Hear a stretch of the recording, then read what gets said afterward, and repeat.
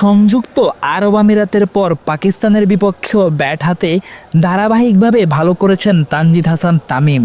অথচ দেশে ফিরে বিমানবন্দরে তাকে দেখা গেল মলিন মুখে।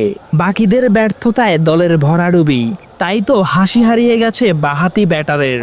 অধিনায়ক লিটন দাসের চোখে মুখে বিষাদের ছায়া, যেন পালাতে পারলেই বাঁচি। অপেক্ষা, ঘরে ফিরে টানাহারের ক্লান্তি লুকানো। আরব আমিরাতের বিপক্ষে শেষ 2 ম্যাচের পর পাকিস্তানের বিপক্ষে 3 টি-20তেই হার। দল হারলেও ওপেনার তামিম ছিলেন সাবলীল। তার ব্যাট কথা বলেছে নিয়মিতই। ব্যাট হাতে এমন দুটো সিরিজ কাটানোর পর দেশে ফিরতে পারতেন হাসি মুখে, কিন্তু সেসবের আর উপায় কই।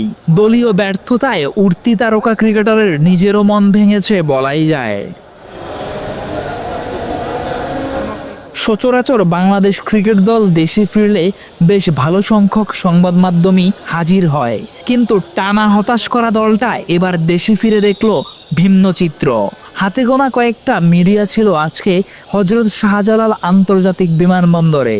অধিনায়ক লিটনের সাথে তামিম, শান্ত, সাকিব ও শামীম পাটোয়ারিকে দেখা গেছে মলিন মুখে নিজ নিজ গাড়িতে উঠতে। অন্য যেসব ক্রিকেটার ক্যামেরার লেন্সে ধরা পড়েননি, তারাও নিশ্চিতভাবে একই পরিস্থিতিতে ছিলেন। লিটনরা হয়তো বাস্তবতা বুঝতে পারছেন ধীরে ধীরে। 22 গজে পারফরমেন্সে ভাটা পড়লে তারকা খ্যাতিও কমতে পারে।